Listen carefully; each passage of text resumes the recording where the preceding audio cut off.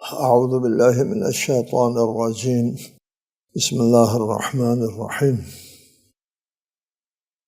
الحمد لله رب العالمين، والصلاة والسلام على أشرف الأنبياء والمرسلين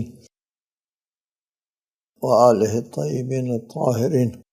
أعوذ بالله من الشيطان الرجيم. بسم الله الرحمن الرحيم. يا أيها الذين آمنوا لا تقدموا بين يدي الله ورسوله واتقوا الله إن الله سميع عليم. اے ایمان لانے والو، اللہ اور اس کے رسول سے آگے نہ بڑھو اور اللہ سے ڈرو، یقیناً اللہ خوب سننے والا جاننے والا ہے۔ سورہ حجرات آیت نمبر 1۔ اس آیے مبارکہ میں یہ حکم ہے کہ اللہ اور رسول سے آگے نہ بڑھو، اللہ اور رسول کے حکم پر توقف کرو، رک جاؤ۔ اللہ نے جہاں حکم دیا ہے اس کو مان لو، اپنی طرف سے احکام نہ بناؤ۔ یہ اس آیت کا تعلق اس سورہ مبارکہ میں ہے اور دیگر آیات بھی ہیں۔ اس کا تعلق جو ہے وہ اللہ تعالیٰ کی حاکمیت اعلیٰ سے ہے۔ اللہ تعالیٰ کی حاکمیت اعلیٰ کا مطلب یہی ہوتا ہے کہ قانون اللہ دیتا ہے، امر و نہی، کرو نہ کرو کا حکم اللہ دیتا ہے، حکم اللہ کا چلتا ہے، اللہ کے علاوہ کسی کا حکم نہیں چلتا، کسی کو حق حاصل نہیں ہے۔ اللہ اور اس کے رسول سے آگے ان کو پیچھے چھوڑ کر کے اپنا حکم جو ہے وہ جاری کریں۔ حاکمیت اعلیٰ اللہ تعالیٰ کے ہاتھ میں ہے، اور اس حاکمیت اعلیٰ کے حوالے سے اللہ تعالیٰ حکم نازل کرتا ہے۔ اس حکم کا پہنچانے والا رسول کریم صلی اللہ علیہ وآلہ وسلم ہے۔ پہنچانے والا رسول، حکم دینے والا اللہ۔ رسول کو یہ حق ہے کہ اللہ تعالیٰ نے جو حکم دیا ہے وہ لوگوں تک پہنچانا، یعنی حق بھی ہے، ان کی ذمہ داری ہے، ان کا فریضہ ہے، فرض منصبی ہے، رسالت آپ کے اوپر واجب ہے۔ ان الحکم الا للہ کے تحت اللہ تعالیٰ کا حکم لوگوں تک پہنچا دے۔ اب اگر رسول اللہ نے جو حکم اللہ کی طرف سے دیا ہے اس سے ایک شخص آگے بڑھتا ہے تو اس کا مطلب مداخلت فی الدین ہے، اللہ کی حاکمیت اعلیٰ میں مداخلت ہے۔ وہ اپنے آپ کو اللہ تعالیٰ کے مقابلے میں لاتا ہے۔ لہٰذا اللہ اور رسول سے آگے بڑھنے کا مطلب یہی ہے کہ حکم خدا اور رسول کو پیچھے چھوڑ جائیں اور اپنی رائے کو آگے بڑھائیں۔ اس لیے یہ بات ضروری ہے، کسی حکم کے لیے جب تک قرآن اور حدیث سے کوئی حکم ثابت نہ ہو اس وقت تک کوئی حکم نہ لگائیں۔ یہاں سے عام مومنین کے لیے بھی ہم ایک مطلب کی وضاحت کرتے ہیں کہ حکم صرف اور صرف اللہ تعالیٰ صادر کر سکتا ہے، اور اس حکم کا پہنچانے والا رسول ہے، اور رسول کے حکم کی حفاظت کرنے والا ائمہ علیہ السلام ہے۔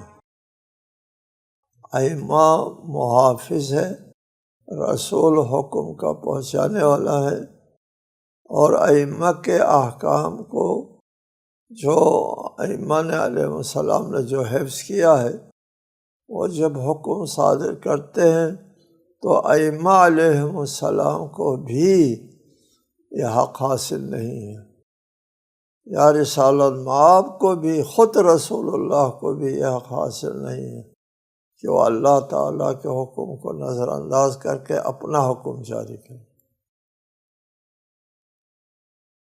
یہ جائز نہیں ہے، رسول اللہ کے لیے جائز نہیں ہے، ائمہ علیہ السلام کی بات چھوڑیں، ائمہ علیہ السلام کے لیے بھی جائز نہیں ہے۔ اللہ تعالیٰ کے حکم جو رسول اللہ نے ان تک پہنچایا ہے اس سے آگے بات کریں۔ اللہ کی حاکمیت اعلیٰ میں مداخلت جائز نہیں ہے، بہت بڑا گناہ ہے، بہت بڑی خلاف ورزی ہے اللہ کے حکم میں مداخلت کرنا، اللہ کی حاکمیت اعلیٰ میں مداخلت کرنا، بہت بڑی جسارت، بہت بڑی خلاف ورزی۔ یہاں جب ہم نے واضح کیا رسول اللہ کو حق حاصل نہیں ہے اپنی طرف سے تبدیل کرنے کا، ائمہ کو بھی یقیناً حاصل نہیں ہے، تو یہ جو مجتہدین ہوتے ہیں ان کو کہاں حاصل ہے کہ حکم خدا کو تبدیل کر کے اپنی رائے دے دیں؟ اصلاً جائز نہیں ہے۔ مجتہد جو بھی فتویٰ دیتا ہے اس کے پیچھے کوئی دلیل ہوتی ہے، دلیل، بغیر دلیل کے فتویٰ دے دے وہ اس کی عدالت ختم ہوتی ہے، اس کے تقلید چھوڑو، اس کے پیچھے نماز نہیں ہو سکتی۔ ہمارے شیعوں کے ہاں عادل ہونا شرط ہے امام جماعت کے لیے۔ مجتہدین کی بات کرتے ہیں کہ وہ اپنی طرف سے رائے دیتے ہیں، اپنا حکم جاری کرتے ہیں۔ سوال پیدا یا ائمہ کو لیے حق حاصل نہیں ہے، رسول اللہ کو حق حاصل نہیں ہے، اور ان کو کیا حق حاصل ہوگا کہ اللہ تعالیٰ کے حکم کے سامنے اپنا حکم آگے کرے؟ جائز نہیں ہے۔ رسول بھی اللہ کے حکم کو پہنچانے کے ذمہ دار ہے، ائمہ حکم کو جو رسول اللہ نے ان تک پہنچایا اس کے حفاظت کے ذمہ دار ہے۔ مجتہدین جو ہے وہ ائمہ علیہ السلام کی طرف سے جو حکم ان تک پہنچے ہیں ان کی حفاظت کر کے لوگوں کو بتانے کے ذمہ دار ہے، اپنی طرف سے بتا نہیں سکتے۔ مداخلت فی الدین ہے، اللہ کی حاکمیت اعلیٰ میں مداخلت ہے، معمولی گناہ نہیں ہے، معمولی جرم نہیں ہے۔ لوگ خیال کرتے ہیں مجتہد اپنی طرف سے کہ ہم مجتہد کی کیوں تقلید کریں، ہم معصوم کی کرتے ہیں، یا مجتہد کی تقلید کرتے ہیں تو مجتہد کیا حکم ہوتا ہے؟ اللہ کا حکم ہوتا ہے جو اس مجتہد تک پہنچا ہے اور اس نے محنت کر کے اس کو حاصل کیا ہے، حکم خدا کو۔ ایک بات یہ ہے۔ دوسری بات، حکم خدا کو بیان کرنے کے لیے دلیل ہونا چاہیے کہ یہ اللہ کا حکم ہے، تبھی تو یہ اللہ کا حکم ثابت ہوگا۔ دلیل نہیں ہے تو آپ نہیں کہہ سکیں گے یہ اللہ کا حکم ہے۔ دلیل کیا ہے؟ دلیل آپ کس کو کہتے ہیں؟ یہ شیعہ امامیہ کے ہاں یہ بات نہایت قابل توجہ ہے، یہ نقطہ سمجھ میں آنا چاہیے لوگوں کو، بہت ضروری ہے۔ شیعہ امامیہ کے ہاں دلیل جو ہے وہ یقین ہے، یقین دلیل ہے، قطعی یقین ہو جائے وہ دلیل ہے بس، اور کوئی دلیل نہیں سوائے یقین کے۔ یقین کس چیز پر؟ کہ یہ حکم اللہ اور رسول کا ہے، اس پر یقین ہو تو وہ یقین دلیل بنتا ہے۔ جی، دلیل کیا ہے؟ یقین۔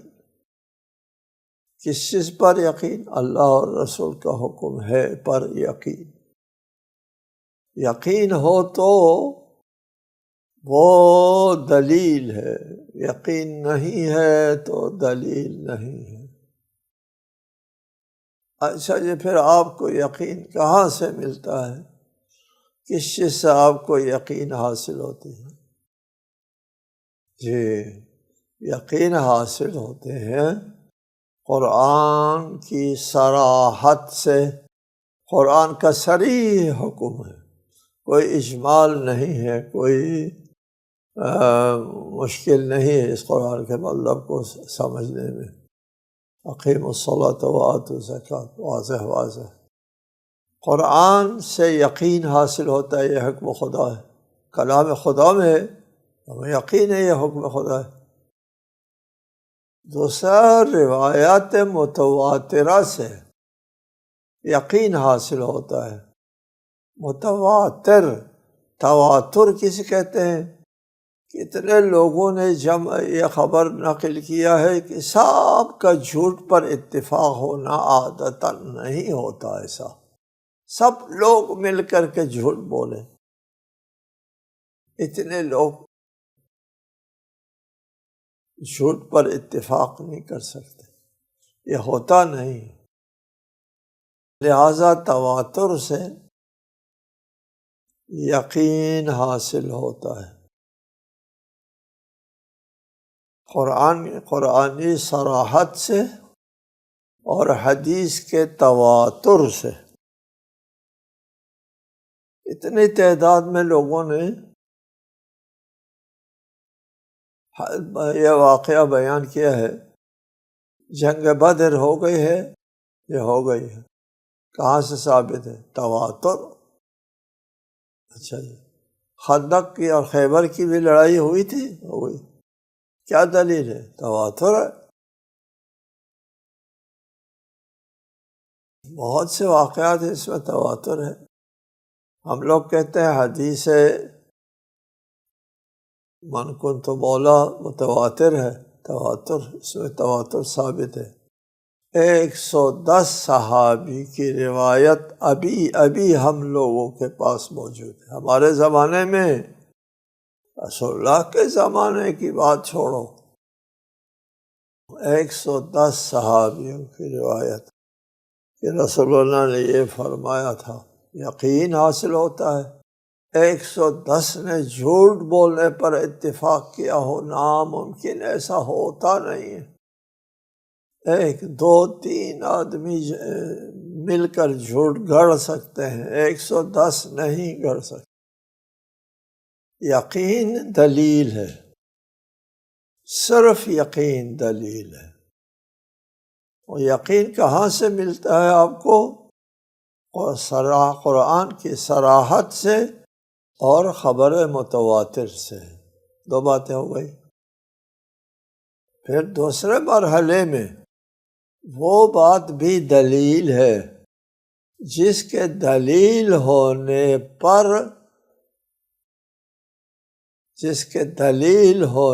پر آپ کے پاس دلیل ہے۔ دلیل ہونے پر دلیل ہے، یہ دلیل قطعی ہے، خود دلیل قطعی نہیں ہے۔ یعنی ایک روایت آپ تک پہنچتی ہے، اس روایت کا راوی جو ہے وہ 1 2 آدمی ہے، خبر عادل ہے، یہ خبر روایت کرنے والا عادل آدمی ہے، متقی آدمی ہے، امامی ہے، تمام شرائط موجود ہیں، اس کو آپ دلیل کے طور پر مان لیتے ہیں۔ کیوں مانتے ہیں؟ یعنی 2-3 آدمی کی باتوں سے آپ کو یقین آتا ہے؟ یقین نہیں آتا، ظن آتا ہے، ظن، گمان غالب کی یہ صالح نیک عالم متقی یہ جھوٹ نہیں بولے گا، سچ بولے گا، اطمینان آتا ہے، اس کو ظن کہتے ہیں، ظن، گمان آتا ہے، اطمینان آتا ہے، یقین نہیں آتا۔ ابھی آپ نے کہا تھا دلیل صرف یقین ہے، اور ابھی غیر یقین کو بھی آپ دلیل ماننے لگ گئے۔ اس کے لیے عرض کیا تھا ہم یقین کو دلیل سمجھتے ہیں یا جس کی دلیلیت پر یقین ہے اس کو، یہ خبر عادل ہے، اس کے دلیل ہونے کے اوپر ہمارے پاس یقینی دلیل ہے، اس کی دلیلیت پر دلیل یقینی ہے، خود خبر عادل یقینی نہیں ہے، ظن ہے، اطمینان ہوتا ہے انسان کو، لیکن یہ دلیل ہے کس بنیاد پر؟ یہ قرآن کے حوالے سے بھی دلیل ہے، سنت متواترہ سے بھی دلیل ہے، ہمارے ائمہ علیہم السلام، یہ تمام ملا کر کے ایک یقین حاصل ہوتا ہے۔ کیا یقین حاصل ہوتا ہے؟ کہ عادل متقی شخص کی خبر روایت حجت ہے، جی، اس کی حجت ہونے پر جو دلیل ہے وہ یقینی ہے۔ لہٰذا ہمارے یہاں جو شرعی احکام ثابت کرنے کے لیے جس دلیل کی ضرورت ہے، اس دلیل کے حجت ہونے پر یقین حاصل ہونا چاہیے، یا اس کے دلیل ہونے کے اوپر جو دلیل ہے وہ یقینی ہونا چاہیے۔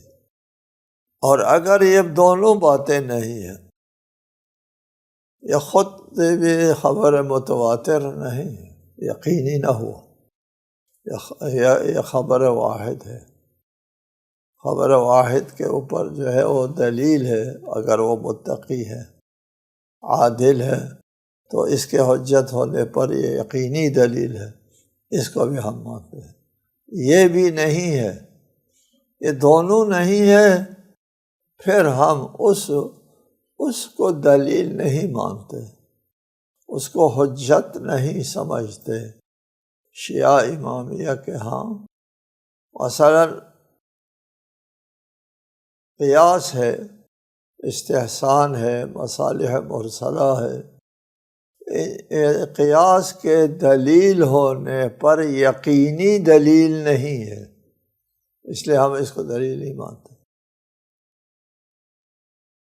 قیاس، بلکہ ہمارا امام علیہ السلام نے صراحتاً رد کیا ہے قیاس۔ قیاس کیا ہے؟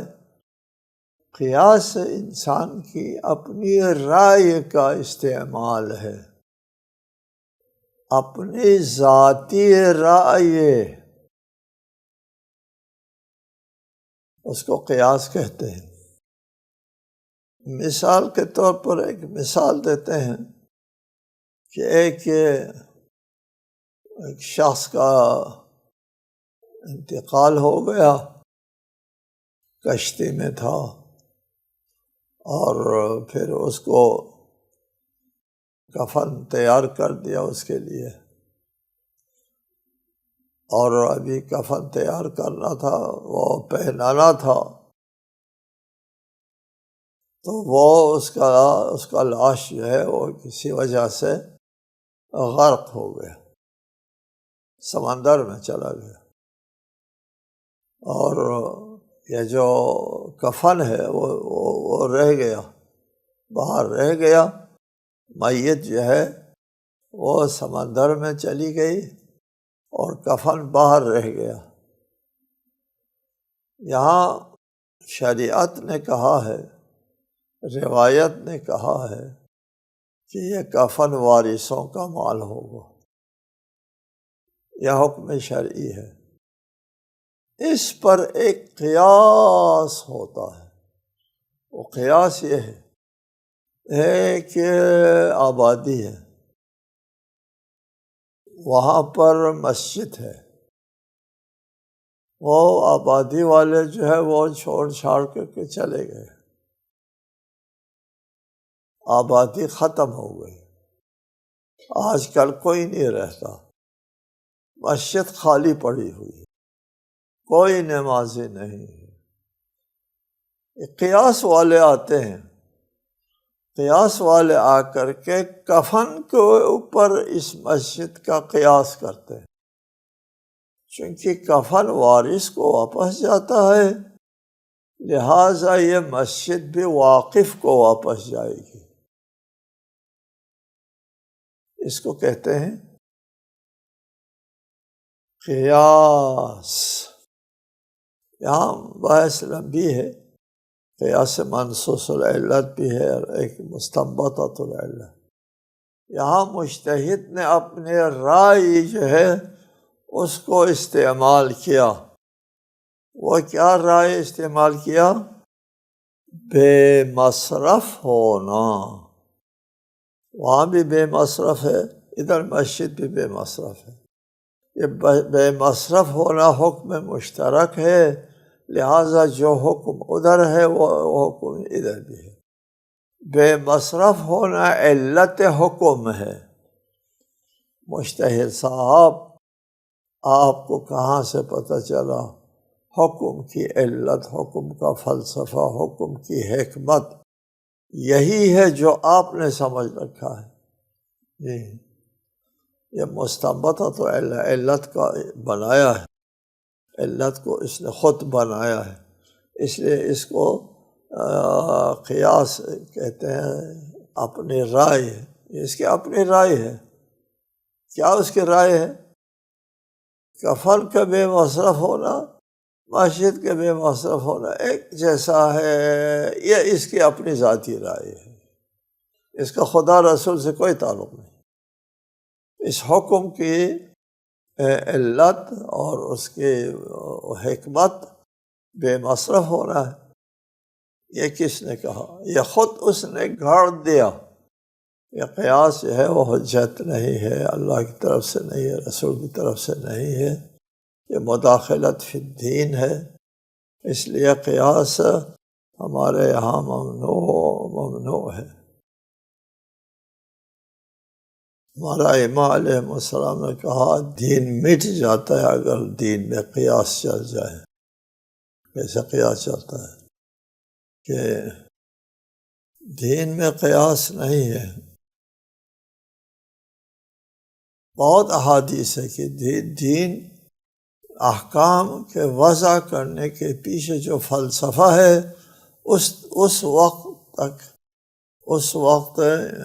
اس تک انسان کی رسائی ناممکن ہے۔ احکام جو شریعت کے احکام ہیں، اس کے پیچھے کیا حکمت ہے، اس تک انسان کی رسائی نہیں ہوتی۔ قیاس والے کہتے ہیں ہماری رسائی ہوتی ہے، ہم سمجھ لیتے ہیں، جی، اس لیے ہم وہ ہر جگہ چلاتے ہیں۔ لہذا حکم خدا اور رسول کے اوپر اپنی رائے کو مقدم کرنا اللہ کی حاکمیت اعلیٰ میں مداخلت ہے۔ یا ایھا الذین آمنوا لا ترفعوا اصواتکم فوق صوت النبی ولا تجہروا لہ بالقول کجہر بعضکم لبعض ان تحبط اعمالکم وانتم لا تشعرون۔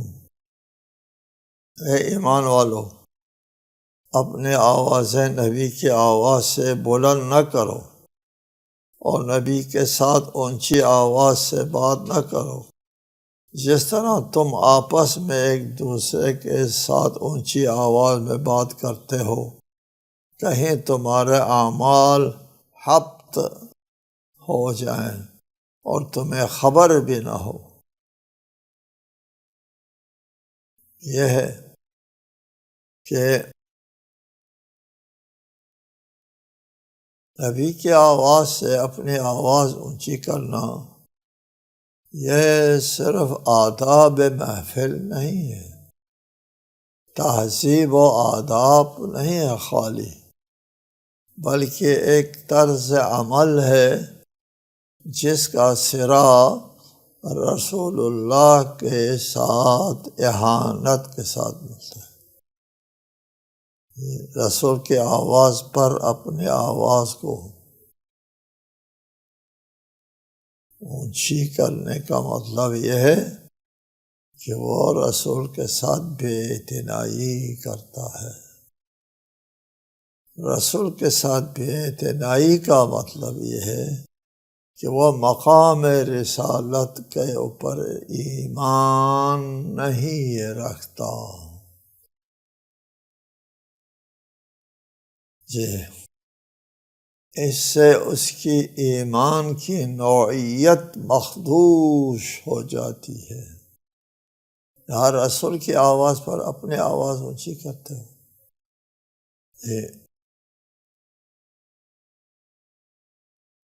لہذا رسول اللہ کی مجلس میں بیٹھنے والوں کے لیے دو باتوں کی تنبیہ ہے۔ پہلی بات یہ ہے کہ رسول کے آواز پر اپنے آواز اونچی نہ کرو۔ دوسری تنبیہ یہ ہے رسول کے محفل میں بیٹھ کے شور نہ کرو، لا تجہر، شور نہ کرو۔ یہ دو باتیں، ان دونوں حالتوں میں انسان کے اعمال حبط ہو جاتے ہیں، اعمال مٹ جاتے ہیں۔ اس کے جو ہے بقیہ مباحث جو ہے وہ ہم اگلی نشست میں انشاءاللہ تعالی بیان کریں گے۔ السلام علیکم ورحمۃ اللہ وبرکاتہ۔